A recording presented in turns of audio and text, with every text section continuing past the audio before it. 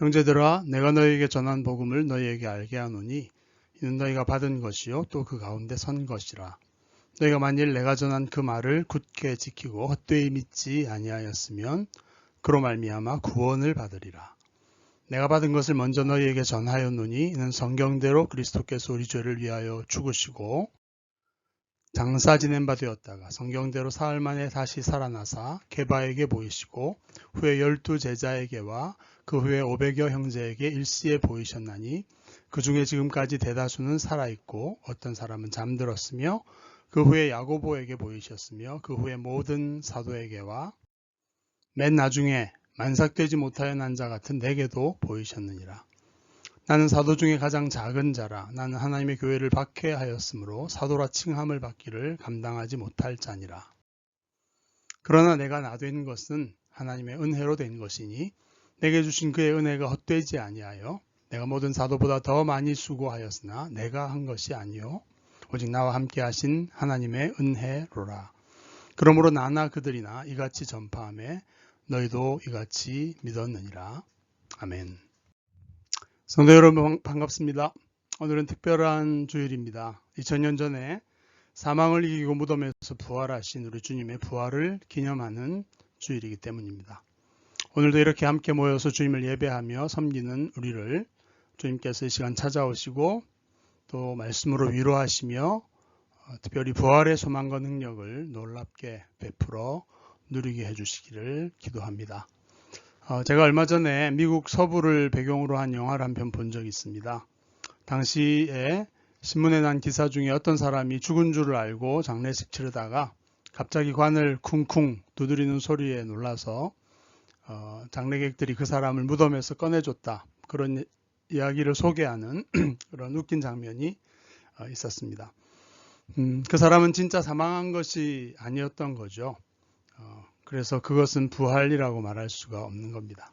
그런데 우리는 매년 부활절을 이렇게 맞이하고 예수님의 부활의 사건이 지닌 의미를 이런 정도로 생각하는 것은 아닌가 하는 질문을 하면서 되돌아보게 되었었습니다.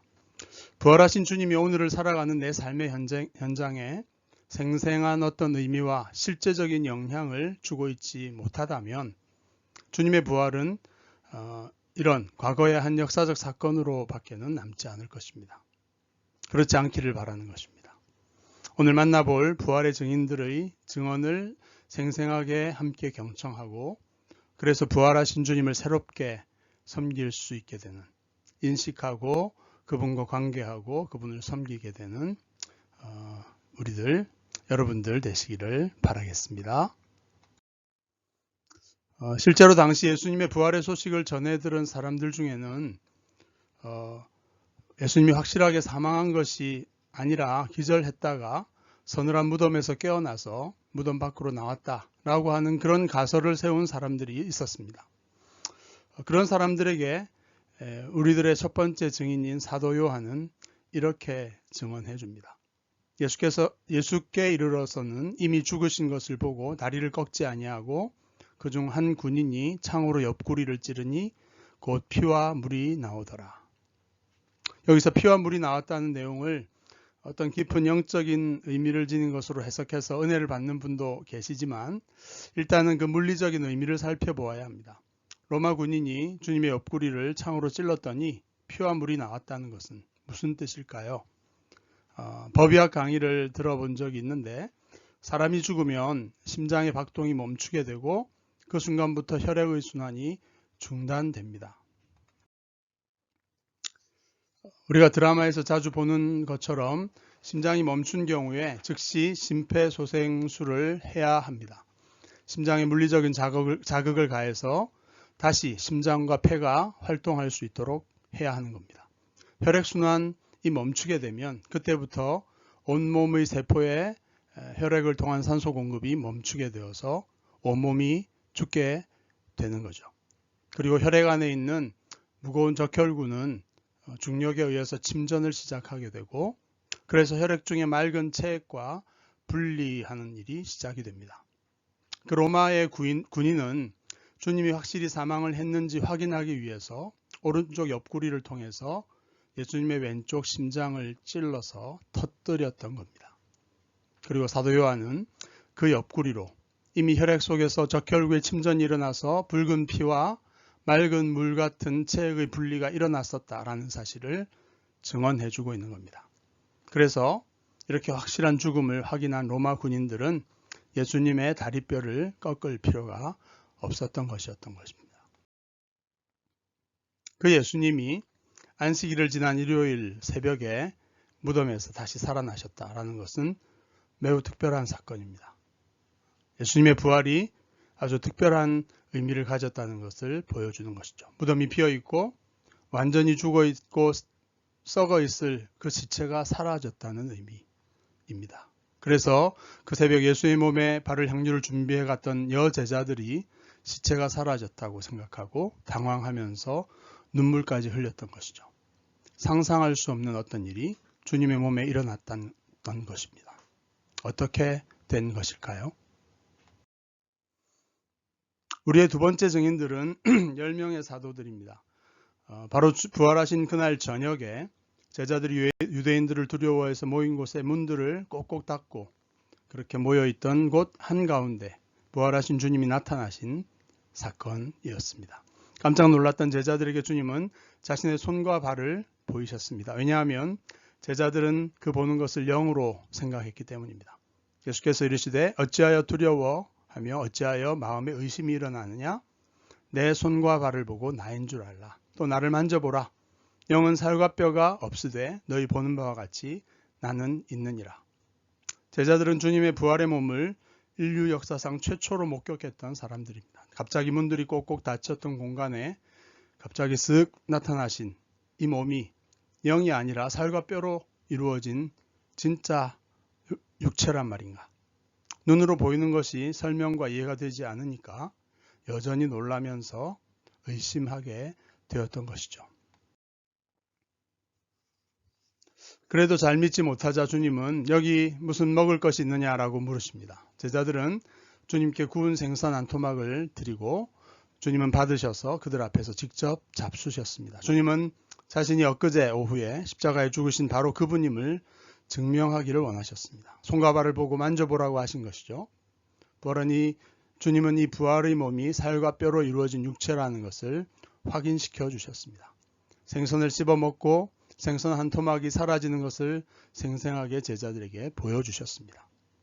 그런데 그 몸은 모든 하실 말씀을 마치자마자 또 순식간에 사라지셨던 그런 몸이었습니다. 부활하신 주님의 몸은 지금까지 인류가 생각해보지도 못했던, 아니 상상해보지도 못했던 그런 차원의 몸이었습니다. 사도 바울은 이것을 가리켜서 썩지 아니할 몸, 영광스러운 몸, 강한 몸, 신령한 몸, 그리고 영의 몸이라고까지 표현을 하고 있습니다. 공간을 넘나들지만 살과 뼈로 이루어진 이런 몸, 예수님께서 부활하셔서 제자들에게 직접 체험하게 하셨던 새로운 존재의 차원이었던 것입니다. 그래도 어떻게 그런 일이 있을 수 있을까 하면서 이런 차원을 쉽게 받아들이지 못하는 우리 중에 어떤 사람 있을 수 있죠. 그런 사람을 위해 또 다른 증인 한 사람이 증인 때에 등장하는 것이죠. 합리적인 의심과 과학적인 철저함을 장착한 제자 도마입니다. 그는 다행히 부활주일 저녁에 그 모인 자리에 없었습니다. 아깝게도 확인할 기회를 놓친 도마는 듣도 보도 못한 황당한 얘기를 해대는 다른 제자들과의 심층적인 인터뷰가 조금도 만족스럽지 못했던 것 같습니다. 아무도 주님이 손과 발을 보이실 때 직접 손가락을 넣어서 확인했던 인물이 없었던 거죠. 게다가 결정적인 증거였던 옆구리에 손을 넣어서 창자국을 만져봐야 확실하게 죽으신 바로 그 주님의 정체성을 확인할 수 있는데 그걸 확인한 사람이 없었던 거죠. 8일을 지난 어느 날 도마와 다른 모든 제자들이 함께 문을 닫고 모여있는 그 자리에 주님은 다시 나타나셨습니다. 그리고 도마에게 특별히 말씀하셨죠. 네 손가락을 이리 내밀어서 내 손을 만져보고 내 손을 내밀어 내 옆구리에 넣어봐라. 그리하여 믿음 없는 자가 되지 말고 믿는 자가 되라. 그는 그렇게 해왔습니다. 모든 논리적 의심을 확인한 도마, 그는 이런 주님의 부활의 몸을 합리적으로 다 설명할 수는 없었지만 경험주의적인 모든 검증을 마쳤기 때문에 이 현상을 믿고 받아들일 수밖에 없었죠. 그리고 이렇게 결론을 내립니다. 나의 주님이시요 나의 하나님이시니이다.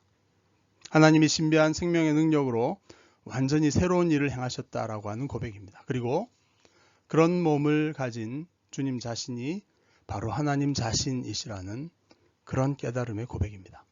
부활하신 주님은 도마를 통해서 오늘 우리에게 증언하게 하셨던 겁니다. 제자들이 믿고 싶은 것을 확인도 검증도 없이 그냥 받아들이고 주관적 확신에 차서 증언한 것이 결코 아니라 라는 점을 치밀하고 냉철했던 제자 도마를 통해서 분명하게 확인해 주셨던 것입니다.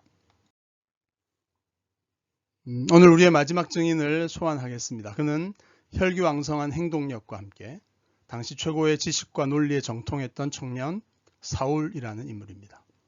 그는 예수가 부활했다는 제자들의 증언에 대해서 한마디로 사기고 속임수라고 스스로 굳게 확신했던 인물입니다.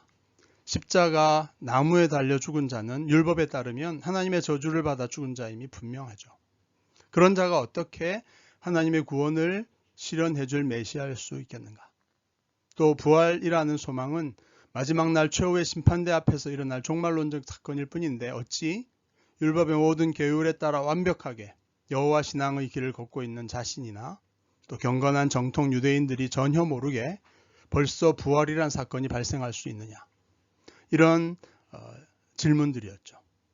이거는 무식한 갈릴리 어부들의 사이비적인 가르침이고 그 무지한 민중들이 이상한 체험에 근거해서 그 사이비적 가르침을 받아들이고 있는 아주 나쁜 잘못된 현상일 뿐이다. 이렇게 판단한 것이죠. 어서 이 거짓 선지자들의 혼란스러운 행태를 뿌리 뽑아야 된다. 민중들이 조속하게 정통신앙으로 돌아올 수 있도록 바로 그것을 보고 알고 있는 내가 책임을 져야겠다. 이런 사명감을 가지고서 그는 이웃나라 수도인 다메섹까지 향해 열심히 달려가던 순진한 청년 사울이었죠. 주님은 그에게 갑자기 빛을 그를 둘러 비추셨습니다. 그 빛에 눈이 멀고 땅에 엎드려져 버린 이 청년은 또 어떤 목소리를 듣습니다. 사울아 사울아 내가 어찌하여 나를 박해하느냐. 주여 누구시니까? 나는 네가 박해하는 예수라. 이 순간 사울은 소스라치게 놀라게 됩니다. 그의 모든 사고체계는 그 자리에서 멈춰버리고 머리를 망치로 얻어맞은 듯이 엄청난 충격에 빠지게 되는 것입니다. 이 영광스러운 빛과 능력의 주님이 어찌 나사렛 예수일 수 있나? 하늘 영광과 권세를 가지신 하나님과 거의 방불한 존재 이분이 예수라니. 그는 결국 그 나사렛 예수가 죽음과 부활을 통해서 하나님의 보좌에 앉으신 참 메시아라는 사실을 깨닫게 됩니다. 그리고 이 상상 이상의 놀라운 소식을 전하는 일에 자신의 일생을 헌신하게 되죠. 청년 사울이 보고 듣고 경험했던 이 사건은 부활하신 주님이 하늘 보좌에 앉아서 하늘과 땅의 모든 권세를 갖고 다스리고 계시는 분이심을 확실하게 보여주고 증명해 줍니다. 그리고 이 주님은 이 땅의 교회와 자신의 몸처럼 연결되어 계시다라는 사실을 특별히 이 사울에게 알려주셨습니다. 교회를 박해하는 사울에게 왜 나를 박해하느냐라고 꾸짖으셨던 거죠. 그래서 바울은 교회가 그리스도의 몸이라는 것을 확실히 깨닫고 그러한 확실한 신학을 갖게 되었죠. 그리고 이후에 심혈을 기울여서 말씀으로 이 주님의 몸된 교회들을 귀히 여기고 섬기는 그런 일생을 살게 되었습니다. 이러한 사실은 사도 요한이 천상의 주님께서 반모섬에 나타나서 소아시아 7 교회들에게 기록해 보내게 하셨던 편지, 요한계시록 2장 3장에 나타나고 있는 그 7 교회를 향한 편지들에도 잘 나타나 있습니다. 예를 들어서 바울 서신 골로새서에 간단하게 언급되어 있는 라오디게아 교회에 대해서 우리는 잘 알 수가 없는데요. 그런데 계시록 3장에는 주님께서 그 교회의 상황, 지금 그들의 신앙 상태와 또 내놓고 말하지도 않았을 깊은 속마음들을 속속들이 잘 알고 계시다는 사실을 폭로하듯이 말씀해주고 계십니다. 나는 영육간의 부자라서 부요하고 부족한 게 없다. 이런 속마음에 대해서 주님은 너는 현재 매우 곤고하고 가련하고 가난하고 눈멀고 벌거벗은 상태다. 그러니 이러저러이 회개해라. 이렇게 책망하고 계시는 겁니다. 이처럼 부활하신 우리 주님은 2000년이 지난 지금도 이 땅의 모든 교회들에 대해 깊은 관심을 갖고 말씀하시면서 성령을 통해 소통하고 계십니다. 우리 교회도 그 중에 하나일까요? 물론입니다. 다만 주님이 우리를 어떻게 보고 계시며 우리에게 무엇이라 말씀하실지 그것은 주님과 생생하게 소통하는 사람들이 듣고 또 알 수 있을 것 같습니다. 우리가 요한계시록을 통해서 알 수 있는 사실은 주님은 당신의 교회를 결코 대강대강 보시지는 않는다 라는 무서운 사실이죠. 속속들이 파악을 하시고 또 그들에게 강력하게 그것을 드러내시고 도전하시는 그런 교회의 머리 주님이시라는 부활하신 주님은 그 역할을 지금 하고 계신다는 것입니다. 예를 들어서 자칭 유대인이라고 하는 자들의 실상은 사탄의 회당이다 이런 것을 말씀해 주기도 하시고 교회 안에 발람의 교훈을 따르거나 자칭 선지자 이사벨의 꾀임에 빠져서 행음하고 우상제물을 먹는 교인도 있다. 이런 등등 얘기를 아주 뼈아프게 하고 계신다는 것입니다. 우리는 두렵고 떨린 마음으로 지금 부활하신 주님께서 하늘에 계시지만 교회의 머리로서 아주 가까이 그리고 가장 깊은 부분까지 보고 계시며 또 말씀하고 계시다는 사실을 믿어야 하고 또 그 말씀에 응답해야 할 것입니다. 지난 연말부터 3개월 이상을 우리 교회는 우리 교회의 머리이신 주님의 인도하심을 구하는 기도를 해왔습니다. 이번 6월부터 새롭게 섬길 우리 런던 생수교회의 새로운 영적인 지도자 담임 목사님을 세우기 위한 절차를 진행해 왔었죠. 2월 말에는 간담회를 통해서 제가 그동안 제게 주셨던 목회의 비전을 나누었고 또 그 간담회를 통해서 비전을 확인한 우리 교회는 지난 3월 한 달간 기도하면서 재신임 투표를 통해서 주님의 뜻을 확인할 수가 있었습니다. 저는 제게 주신 이 비전을 우리 생수교회와 함께 이루기를 원했지만 주님은 결과적으로 그것이 아니라는 점을 밝혀 주셨습니다. 물론 아직 투표 결과에 대한 약간의 이견이 있습니다만은 그것도 조만간 큰 혼란 없이 잘 정리되리라고 믿습니다.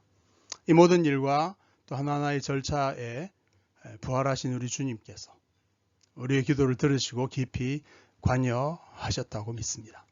우리 마음과 생각을 따라서 그리고 우리가 정한 규정과 절차에 따라서 기도하면서 주님의 뜻과 그 인도하심을 구했기 때문에 그리고 각자 최선의 선택을 하였고 의사표시를 하였기 때문에 그 결과도 주님이 인도하셨다라는 것을 저는 확신합니다. 그리고 남은 기간 주님께서 맡겨주신 사명과 사역을 최선을 다해서 마무리할 것입니다. 그리고 또 저는 제게 주신 비전과 사명을 따라서 구체적 인도함을 받아서 순종해 나갈 것입니다. 저는 지난 주일에 우리에게 주신 말씀을 다시 떠올리게 되었습니다. 이제 앞으로 몇 주간 우리는 주님을 섬겨서 주님의 뜻을 묻고 함께 그 뜻에 순종할 수 있는 그런 중요하고 또 소중한 기간이 되었으면 좋겠습니다. 분명 이미 주님께서 예비하신 후임 담임 목사님이 계실 것이라고 믿습니다. 그리고 또 정확한 때에 연결해 주시고 보내 주실 것이라고 믿습니다. 저는 우리 교회가 수리아 안디옥 교회처럼 저를 불러서 시키시는 일을 위해 따로 세우시는 이 성령님의 뜻이 있는지 함께 묻고 또 그렇다면 기쁘게 기도하고 저를 보내주셨으면 좋겠습니다. 주님의 한 몸인 교회로서 함께 협력하고 동역하는 좋은 관계를 이어가기를 소망하는 것입니다. 이제 오늘 부활절 메시지를 마무리합니다.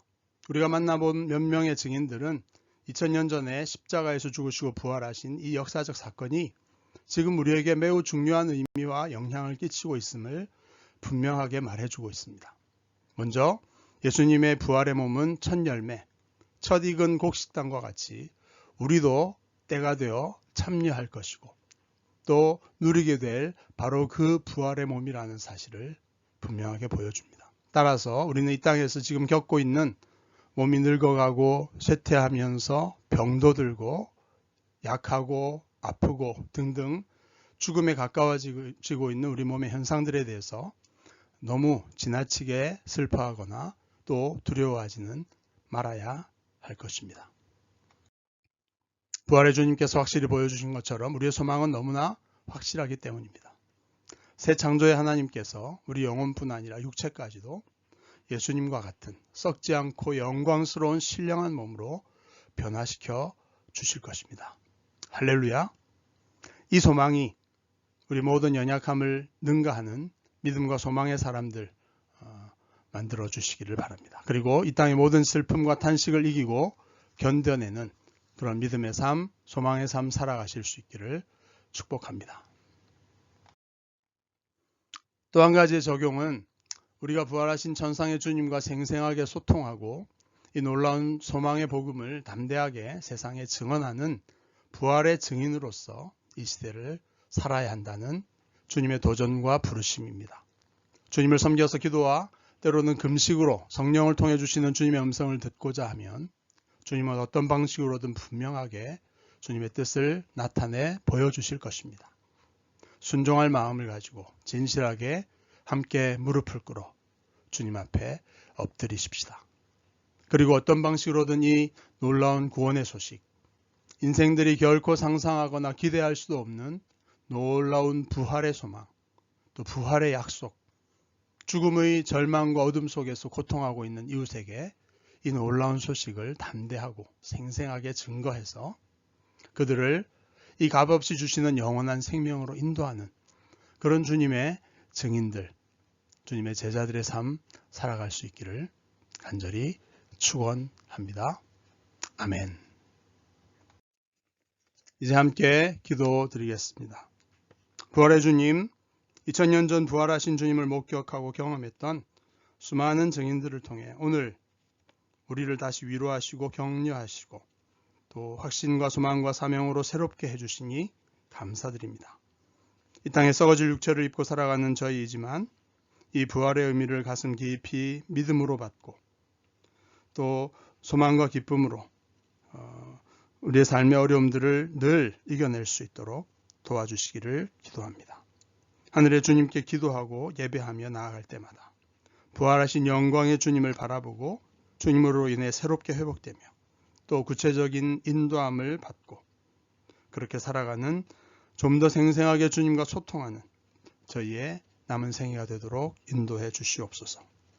특별히 지금 우리 교회의 지도자들에게 분별력과 지혜를 주셔서 이 전환점을 통해서 더 귀하게 주님을 섬기게 되는 교회로 인도해 주시기를 간절히 기도드립니다.